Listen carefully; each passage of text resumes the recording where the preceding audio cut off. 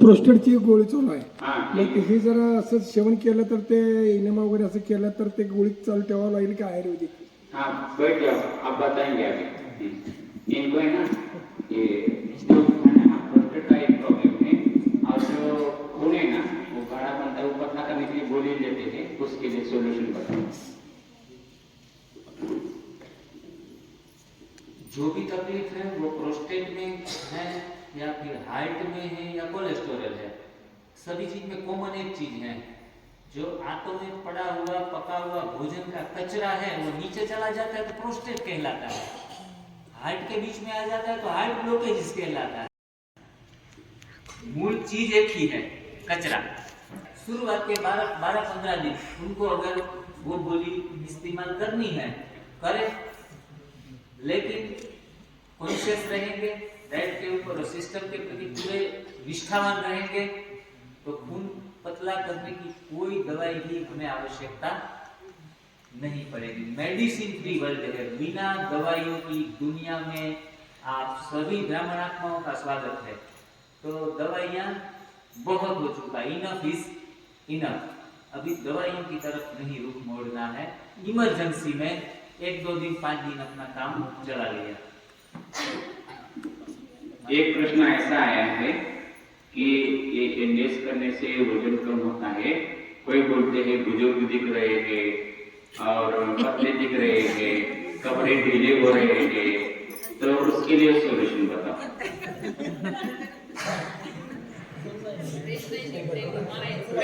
भी नहीं दिखते। जिसमें कचरा बहुत पड़ा है तो धीरे धीरे करके कचरा साफ होगा ना, कचरा बाहर निकलेगा तो थोड़ा सा हम सिकड़े सिकड़े दिखेंगे, लगेंगे, अनुभव भी करेंगे, हो सकता है। इसमें कोई वो गलत बात नहीं है कि ये लोगों के अनुभव से आते हैं बाहर निकल के। आप बहनें कपबोर्ड अपना ठीक करती है ना, तो उसमें सारे कपड़े अंदर रखे हुए होते हैं ना, उनको पूरा निकाल लेती है, निकाल पूरा खाली हो जाता है। वो आवाज भी करता है अगर पतरे का है तो, लोखंड का है तो, और वो खाली खाली दिखेगा ना तो हमें अच्छा नहीं लगेगा। लेकिन जो बिना ग्रीस किए कपड़े रखे हुए हैं अस्त व्यस्त, उनको निकाल कर फिर उनको फोल्ड करके बाद में रखते हैं तो यही कपबोर्ड कैसा लगेगा? अच्छा लगेगा। तो जो भी पतले हो रहे हैं, दुबले हो रहे हैं, थोड़े ढीले हो रहे हैं, उनका कचरा पहले कपबोर्ड साफ हो रहा है अभी, तो दिक्कतें आएंगी। फिर ये माल भरेगा, केले जाएंगे, अच्छे अच्छे कितने मस्त केले थे, और ककड़ी जाएगी, टमाटर का जूस जाएगा, ग्रेप्स जाएगी, ये अच्छा अच्छा माल है, ओरिजिनल माल है। और फिर जो कपाट की खूबसूरती आएगी वो तो अलग से ही आएगी। और हमारे एनडीएस में कहा जाता है कोई बुढ़ा ही नहीं होता, बुढ़े भी जवान हो जाते हैं। 70 साल के हैं, 50 साल के लगेंगे 6 महीने के बाद। हमारे पास बहनें आती है तो 50 साल की आती है ना, तो बिखरे बिखरे बाल, कपड़े अस्त व्यस्त, मोटे मोटे ऐसे भद्दे आते हैं। बाद में 3 महीने के बाद आती है ना तो फर्स्ट क्लास उनका फिगर बॉडी का अच्छा हो जाता है ना, तो पाउडर लगा लेती है, वो साड़ी पहन के आती है, वो ड्रेस पहनने लगती है, अच्छी बनकर आती है, हम पहचान नहीं पाते। हम उनका नाम पूछते हैं तो बोला भाई जी 90 दिन पहले हम आए थे। किसी किसी को उनके घर वाले कहते हैं कि कौन से ब्यूटी पार्लर में जा रही हैं आप? एनडीए से सुंदरता बढ़ती है न कि कम होती है। और इस सेशन से जब सुंदरता कम होती है, वो निकलता है, तब होती है, तो उस समय को निकाल के आगे चलना है। हमें तो बिना कोई तकलीफ हुए अच्छा मिल जाना चाहिए, ये एटीट्यूड ह्यूमन बीइंग का है, तो ये पॉसिबल नहीं भी है। इसमें एक गुरुजी हमेशा बोलते हैं कि सबसे बड़ा रोग, आप लिख भी सकते हैं, सबसे बड़ा रोग क्या कहेंगे लोग, सबसे बड़ा रोग क्या कहेंगे लोग। आणि बऱ्याच जणांनी ही एक गोष्ट, बऱ्याच जणांचा हा एक धडा होता, ते गाढव खरेदी केलं बघा, आणि गाढव खरेदी करून जात होते ना तर ते चालत जाताना पण लोकांनी नावं ठेवली.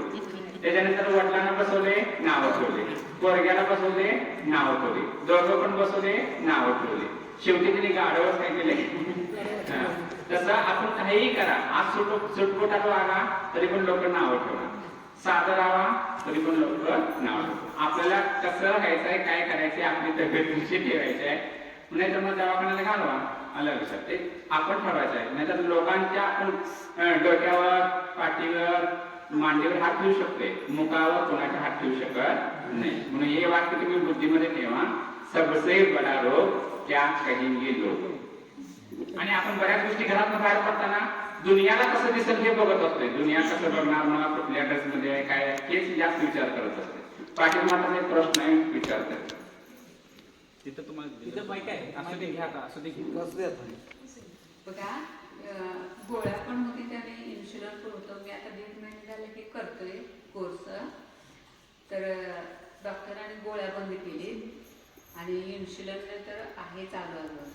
मग ते डॉक्टरांचं काय मत आहे, साधू पण ते काम करत नाही तुमचं, मग ते व्यवस्थित होईल का म्हणजे ती गोष्ट, असं म्हणायचं आहे मला.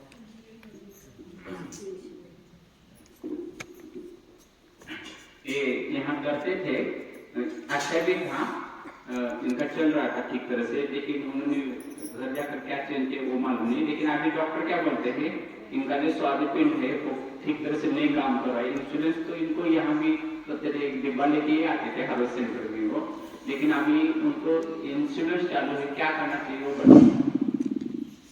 और अभी इनको अगर फॉलो करते रहेंगे तो ये सारा ठीक हो जाएगा क्या, ठीक बताओ. और आपके पास भी जो भी पोरबंदर में पेशेंट आते हैं, इसकी एक्सपीरियंस है, आप इनको बताओ. एकदम कमी हाँ, होते हाँ, शुगर, बस, इंसुलिनवर येते. इनका शुगर है ना बहुत लो होते. लो होता है. पहले तो इनका 400-500 था, अच्छा. 400-500 था, इधर आते थे तो. अभी इनका क्या कम हो रहा है, मतलब 19-20 पर भी आ रहा है. अच्छा. हाँ हाँ, चक्कर अभी बस मत. काफी सारे लोगों के इंसुलिन भी बंद हुए हैं और काफी सारे लोगों के जो रोग है ना, एक अलग लेवल के ऊपर चला जाता है. मतलब ये लेवल क्या है, नेक्स्ट लेवल है कि जिसमें उनका जो ऑर्गन है, पेनक्रियास उनको बोलते हैं, स्वादुपिंड बोलते हैं, वो शुगर को कंट्रोल करता है, ऐसे स्प्रे छोड़ता है हमारे ब्लड के अंदर. अभी वही काम नहीं कर रहा है, बरोबर. स्वादुपिंड को काम कराने में हम जब एनिमा अच्छे तरीके से लेंगे तो पेनक्रियास वहाँ एक्टिव होगा. वो यंत्र उधर है, स्विच उनकी बड़ी आंख में है, ये कोलोन देख रहे हैं, उसमें आप एनिमा अच्छे तरीके से लगाएंगे ना, तो वो स्विच जो पेनक्रियास को एक्टिव कर रही है 42 नंबर की, वो पानी से धुलेगी, वो कचरा दिन ब दिन साफ होगा, तो वहाँ पेनक्रियास को चालू होने के चांसेस बनेंगे. तो ऑटो कंट्रोल शुगर को करने लगेगा, ये संभावना है. दूसरी एक संभावना, कई लोगों के पेनक्रियास पूरी तरह से डैमेज हो चुके हैं, 100%. जनरली हर एक ऑर्गन रीजेन्युएट होता है, हम उनको मौका नहीं दे रहे हैं, इसलिए रीजेन्युएट नहीं हो रहा है. अभी हम अच्छे तरीके से हरी पत्तियां ले रहे हैं. आपका शुगर लो चला जाता है तो हम शुगर खा के उनको बैलेंस नहीं करना है, उनको केला या शुगर केन जूस ऐसे नेचुरल रिसोर्सेस देकर उनको ऊपर उठाना है. और हो सकता है आप अच्छे तरीके से फास्टिंग करें, एनिमा ले और हरी पत्तियां ले, तो हर एक ऑर्गन फिर से चालू होता है. ये गॉड मेड सिस्टम है, ये मैन मेड सिस्टम नहीं है. ऊपर वाले के हाथ में सब है, सब ताले की चाबी है. और हम शरीर को फ्री रखेंगे, मौका देंगे, तो शरीर का एक एक ऑर्गन बीमार रहने में मानता नहीं है. खुद ब खुद किडनियां फिर से काम करने लगी है लोगों की. ऐसे काफी सारे हमारे वहाँ पेशेंट आए थे, शुगर वाले और पेनक्रियास काम नहीं कर रहे हैं, ऐसे भी लोगों के शुगर ठीक हुए हैं. और हमें अभी आप शुगर लो हो रहा है, पहले ऊंचा रहता था, तो ऊंचा रहने वाले शुगर के लोग करेले, ककड़ी, टमाटर का जूस पी सकते हैं, लेकिन जिनका नीचा जा रहा है उनको तो भूल से भी कड़वी चीजें नहीं लेनी है, उनको मीठे फल या वो ज्यादा लेने हैं. ये माता जी अभी 15 दिन से कर रहे थे। तो यहाँ जो कर रहे थे हम एक जनवरी से 18 जनवरी तक टाइम फिक्स किया था। तो पूरा सिस्टम से हम चला रहे थे, सुबह शाम उनको बहुत सारा अच्छे दे रहे थे। यहाँ तक जो दे रहे थे बहुत अच्छा दे रहे थे, कुछ भी प्रॉब्लम नहीं था। लेकिन घर जाने से कुछ कम ज्यादा करते हैं वो लोग अपने अपने हिसाब से। तो अभी इनका क्या प्रॉब्लम है, सुबह जूस देते हैं लेकिन 12 बजे बहुत भूख लगती है उनको। हाँ भूख लगती है। और अभी क्या हो रहा है, उनका पेट भी है ना लूज मोशन थोड़ा थोड़ा हो रहा है। तो उसके लिए वो बोलते हैं मैं 12 बजे खाना खाऊं क्या या दो टाइम खाना खाऊं और 2 टाइम जूस लो। तो सोल्यूशन बताओ उनको। हाँ सुनो माता जी, पेट भी साफ ज्यादा होता ये लूज मोशन हो रहा है तो वो तो अच्छी बात है, तो वो कोई खजाना नहीं है जो हमें संभाल कर रखना है। तो वो कचरा तो जितना शरीर से निकले उतना साफ करने में ही, उसमें तो एनिमा एक बार और लेना है। जब लूज मोशन हो ना तो कहीं लोग एनिमा बंद कर देते, कभी तो है तो सही, लूज मोशन है तो फिर एनिमा की क्या जरूरत है। तो एनिमा तब खास लेना है, सफाई में मदद करनी है। घर की सफाई में नहीं, पानी की बाल्टी भर के बाद देते हैं आप साफ करो, तो एनिमा लेना है। दूसरी बात, भूख तो लगेगी। हाँ, मुझे भी आज के दिन में भी लगती है भूख। मैं 5 साल में ऐसा नहीं हूँ कि मुझे भूख लगी ही नहीं। मैंने शुरुआत के दिनों में जब शुरू किया था तो दोपहर में इतनी भूख लगती थी कि तब मुझे कोई भी चीज दिख जाए तो मैं खा लूं। तो उसमें मैं केले पहले से रखता था, 6-8 केले खा लिए, बरोबर। तो अभी दूसरी चीज खाने की इच्छा नहीं है। शाम को भी 4-5 साल से तो भोजन नहीं कर रहा, तो शाम को भी ऐसे कोई रोटी सब्जी दाल भात खा रहे हैं। ब्रह्मा भोजन हमारे सेंटर ऊपर लगा है तो 2 मिठाइयाँ भी साथ में है। तो अगर हम पेट को खाली रखेंगे तो जी करेगा कि चलो थोड़ा सा चख लें, लेकिन मैं घर से पहले से ही टमाटर का जूस पी के जाता हूँ, फिर कुछ सब्जियों का वो जूस बना के पी लेता हूँ, तो गन्ने का जूस पी लेता हूँ। नारियल पानी 1 नहीं 3 में पीता हूँ, बरोबर। पेट पूरा भर के, फिर वो चाहे व्यंजन 56 प्रकार के हो, हमें आकर्षित नहीं करते। जब भूख लगती है, वो भूख लगना प्रकृति है, ये अच्छी बात है। लोग भूख न लगती है तो दवाइयाँ लेते हैं कि भूख किसी भी तरह लगे। तो ये तो आपको वरदान मिला एनडीएस से, कभी भूख लग रही है बहुत, ये वरदान है। अब छोटे बच्चों की तरह डिमांड करेंगे लाओ मुझे कुछ खाना है, लेकिन खाना क्या है, what to eat and what going to eat, ये समझ तो दे रहे हैं कि भूख लगती है, एक बार नहीं बार बार खाओ, लेकिन अपका फल सलाद सब्जी, बरोबर है। एक बार नहीं, क्या रहा नारियल पाणी पिणे। नाही माताजी उन्होंने बोला है, त्यांनी सांगितलंय तुम्हाला भूक लागते तेवढे खावा तर त्याच्यामध्ये तुम्ही फळ आणि रस वगैरे घ्या। तुम्हाला खरं तुम्ही हे खाऊ नका, जेवण जे आहे ना आणि तुम्हाला खावत नाही तर संध्याकाळी 70% ते खावा आणि 30% ते खावा। एक वेळ कारण तुम्ही 2 वेळा शिजवलेलं अन्न खाऊ नका, तुमची शुगर आहे त्यामुळे 2 वेळा तुम्ही खाऊ नका एक वेळ। आणि तुम्ही शक्यतो दवाखान्यामध्ये गोळ्या वगैरे पैसे घालता तेच तुम्ही फळाला वगैरे घाला। आणि तुम्हाला टॅमॅटो कसं असतंय, टॅमॅटोचा रस प्या, टॅमॅटोचा रस प्या चालेल। वो बोलते हैं जो शाम को हम बोलते हैं ना 70% 30%, वो दोपहर नहीं खाते। हाँ शाम को ही खाना है, क्योंकि शाम को क्या होता है शरीर को रेस्ट मिलता है तो रिपेयरिंग का काम ज्यादा होता है। आप क्या करेंगे, इधर समझो खाएंगे और बर्तन मांजेंगे, थोड़ा घूमेंगे, मंडी में जाएंगे, तो रिपेयरिंग रेस्ट कहाँ दिया है शरीर, तो रिपेयरिंग करने के लिए शरीर को रेस्ट चाहिए। इसलिए आप शाम को भले खा सकते हैं, वो भी 70 और 30 शुरू भी वो भी चेंज किया तो भी चलेगा। अभी इनका जिंदगी नहीं चल रही है। ये जो हमारे गुरुजी थे 87 साल के, 35 साल कुछ भी शिजवलेलं अन्न 35 वर्षे काढलेले नाही। त्या दोघांनी पण नवरा तो वाईट येणारच आहे आपल्याला, बघा तुम्ही आता 8 मार्चला येणार आहे, तिने त्याच्या घरात चुलच नाही आहे, गॅसच नाही त्यांच्या घरात आलं। आणि जो पण पाहुणे बिघडले तर असलंच काय तर करून घालतात आलं सर। आज सुद्धा ये भाई आज शाम को हमको क्या खिलाना गया, वड़ा के दही वड़ा करने वाले हैं किसी को रुकना है तो दही वड़ा कैसा करायचा? दही तो हम अभी खाना नहीं है इसमें, दूध और दूध की पदार्थ, लेकिन हमको शाम को हम दही वड़ा खिलाने वाले जो सेंटर में रहते हैं, इसको रुकना है तो दही वड़ा मिल सकता है। एनेमा से कैंसर ठीक हो सकता है क्या? अभी 6 महीने पहले है और ये खत्म हो सकता है क्या? हाँ ठीक भाई, इसके लिए अभी भाई जी भी बताएंगे, हम भी बता सकते हैं आपको, लेकिन अभी भाई जी है तो भाई जी पहले बताएंगे। कैंसर ठीक हो सकते हैं। आपके भी कोई अनुभव? वो हर एक बीमारी का इलाज और उसमें इम्पैक्ट जो है वो एनीमा का सबसे ज्यादा है। और कैंसर वाले जो पेशेंट है उनकी आंतें सबसे ज्यादा गंदी होती है, सबसे ज्यादा पूरा कचरा ही भरा हुआ होता है, काला मल और सफा हुआ।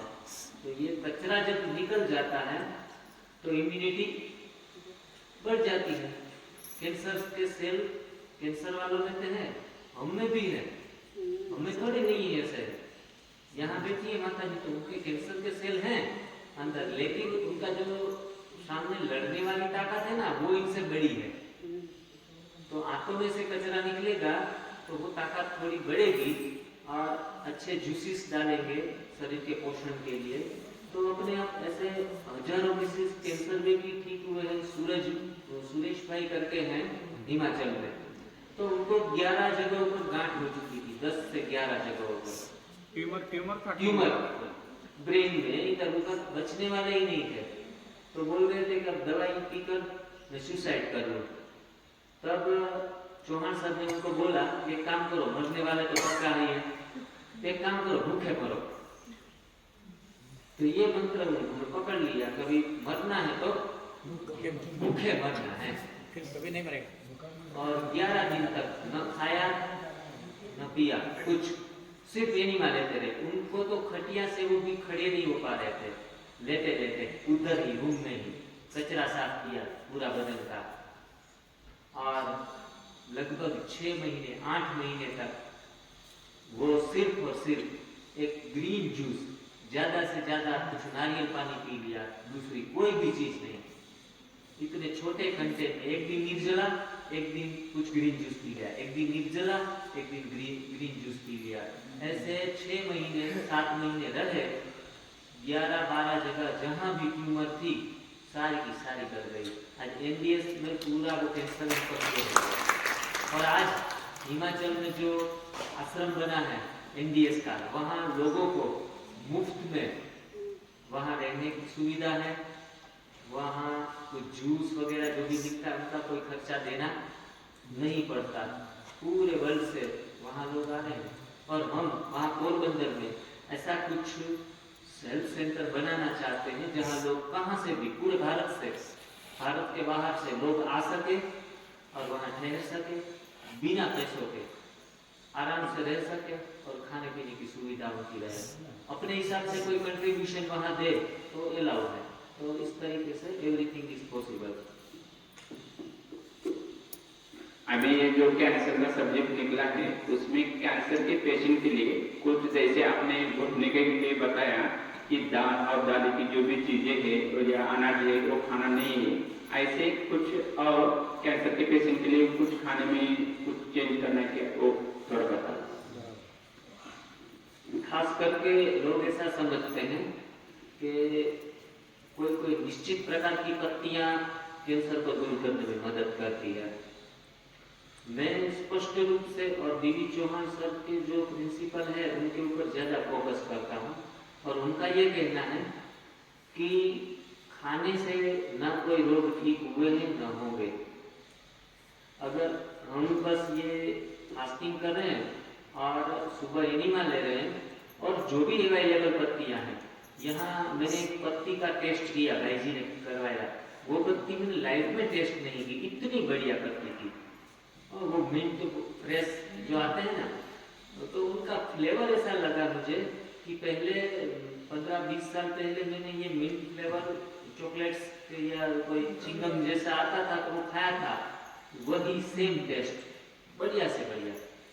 अगर मैं कहूँगा कि इनसे माउथ फ्रेश होता है, इनसे दांतों में फायदा होता है, तो मैं वहाँ गुजरात में पोरबंदर में वो मुझे नहीं मिल रही है अभी, तो मेरे दांत मजबूत नहीं होंगे।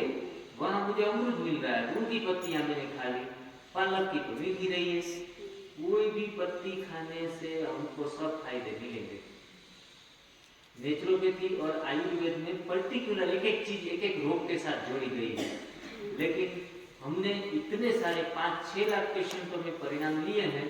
एक आदमी को भी ऐसा नहीं कहा कि आपको कैल्शियम बढ़ाना है तो केले का ऊपर ज्यादा ध्यान रखिए। बिना केले खाए भी कैल्शियम बढ़ता है।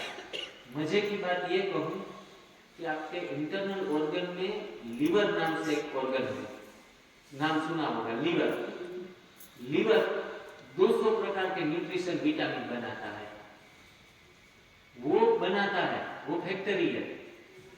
आप चना का बेसन का लोट दे, माता जी भजिया बनाएगी, ये कुछ उनका बड़ा बनाएगी, तो बनती है एक चीज में से अनेक चीज।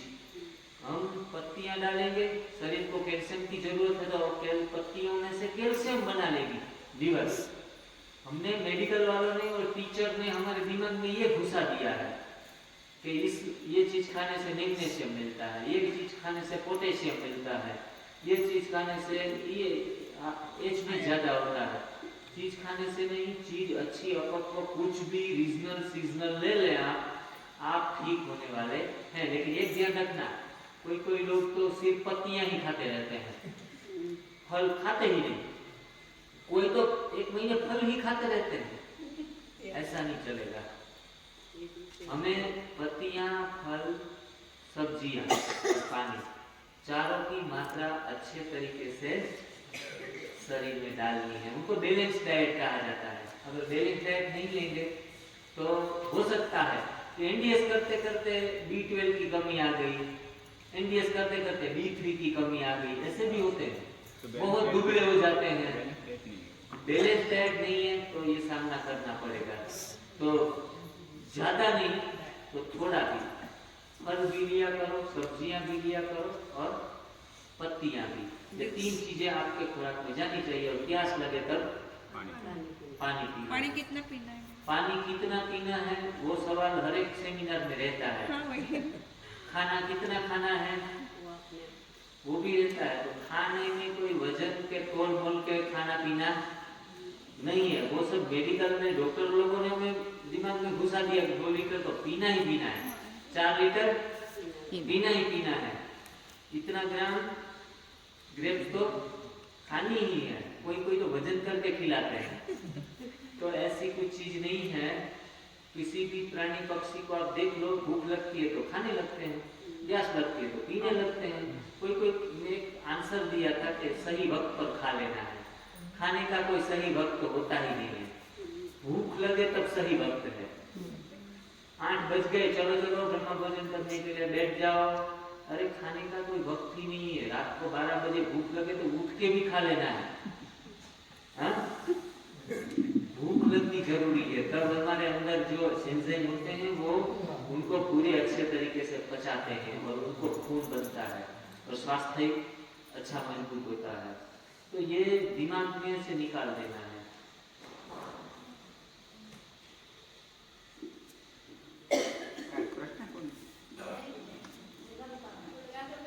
हाँ बरं, ठीक आहे. अजून कोणाचा प्रश्न आहे? हा माईक माहिती कडपत्ता आहे का हे कडुलिंब आहे की नाही हा. ते खाल्ल्यावर रक्त शुद्ध होतं म्हणतात आणि बाई खायचं नाही म्हणतात. मागाशी सांगितलं ते ह्याच्या लेक्चर मध्ये सुरुवातीला ते हाँ, मला ठीक है, एक रहता है और मेटानिम जिसको कड़ी पत्ता बोलते हैं, लेकिन जो एक कडुलिंब कड़वा, तो वो खाना चाहिए या नहीं चाहिए, उसका जूस लेना चाहिए नहीं चाहिए। तो वो बोलते हैं आपने शुरू में कुछ कहा है, लेकिन उसका थोड़ा सा डिटेल बताओ कुछ।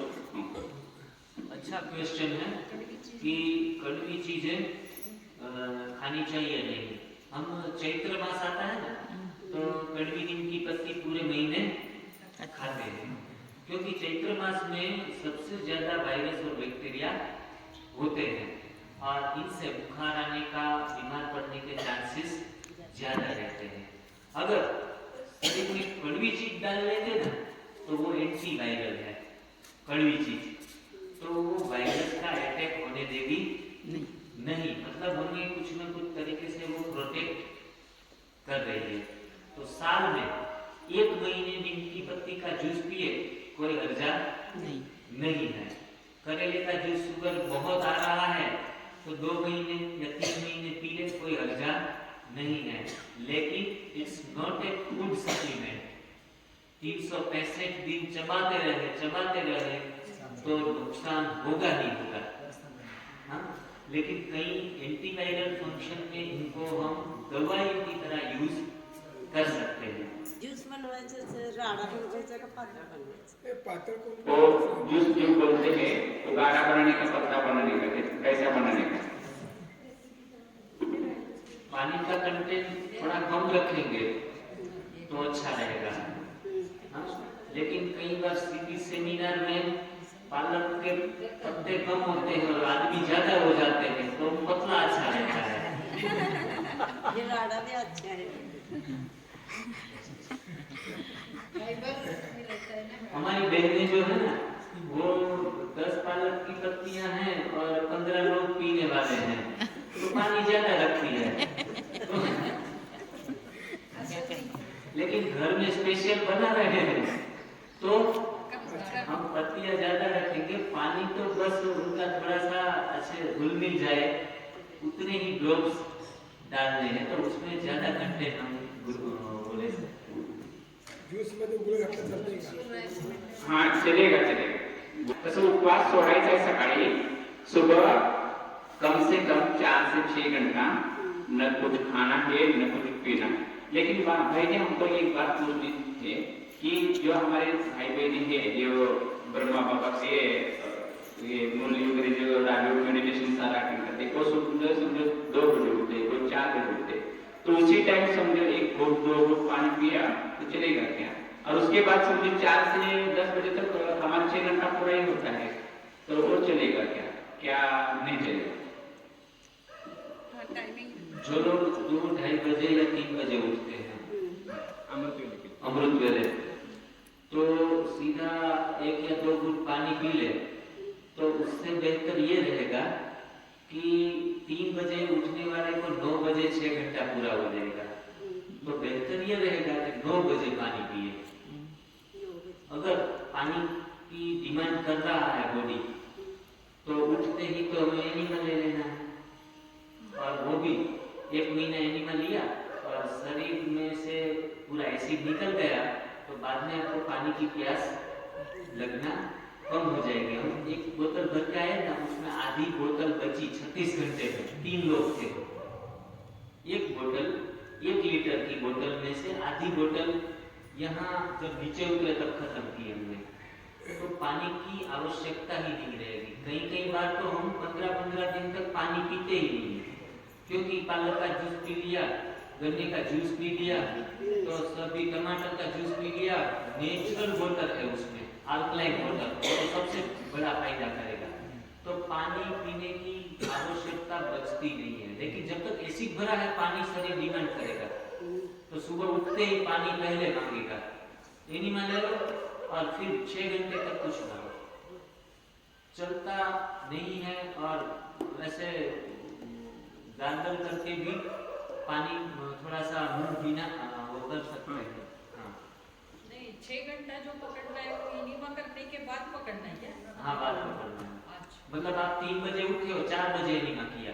कई बार हम 6 बजे उठते हैं, स्नान वगैरह नहीं करते, फ्रेश होके जाते हैं। हाँ, तो वो 1 घंटा उसमें गिना नहीं जाएगा। हाँ, लेने के बाद लेने के बाद के जो फास्टिंग है ना, 6 घंटे वो चलता रहता है। नहीं, और कोई तो अमृत वेला समझो 4 से 5 किया और 5 बजे पानी में नहीं पिया, 5 बजे सो गए और समझो 6:30 बजे उठकर स्नान पानी करके 7 बजे मुरली के लिए आए, तो वो सो गए, तो वो छोड़ने का या पकड़ने का टाइम?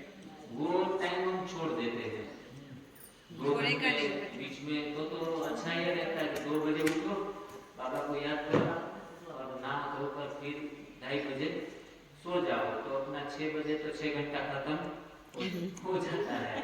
तो इससे से नहीं काम बनेगा। हाँ, एक है कि आप 2-2:30 बजे 3 बजे उठे और 6 बजे सोए और 6:30 फिर से खड़े हो गए आधे घंटे में, तो ये काम हो जाएगा। लेकिन बीच में 2 या 3 घंटे का आराम आप ले लेते हैं तो उठ के ही 6 घंटे पकड़ने का है, फिर से वही ट्रेन स्टार्ट करनी है। 6 घंटे के बाद जूस लेना। हाँ, जो देखो 6 घंटा कोई ऐसा फिक्स रेशियो नहीं है, कोई 4 घंटे रह सकते हैं, उनको थोड़ा खींचना लंबा हो जाता है तो वो लोग 4 घंटा कर सकते हैं।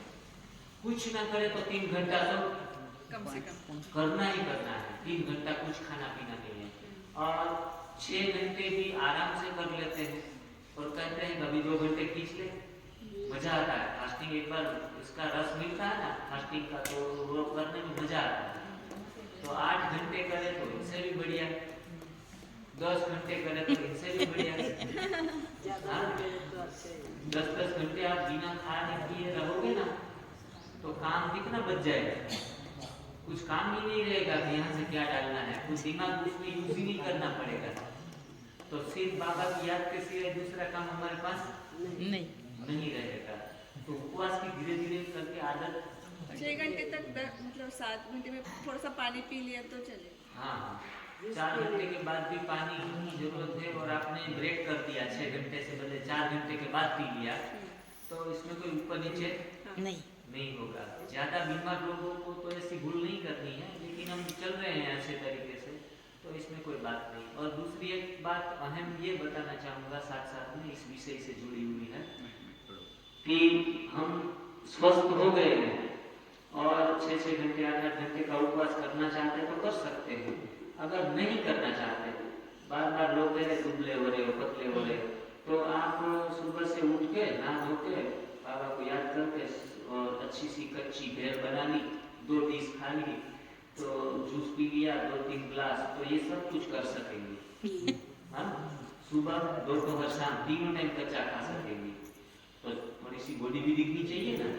दुबले गांधी जी की तरह दिखेंगे, मुझे कहेंगे कि आप पोरबंदर से तो पूरे गांधी जैसे अभी बन रहे हैं, क्योंकि लोगों को दुबला देखना पसंद नहीं है, लेकिन दुबली चीज भी अंदर से गांधी जी ने पूरी सल्तनत हिला दी थी अंग्रेजों की।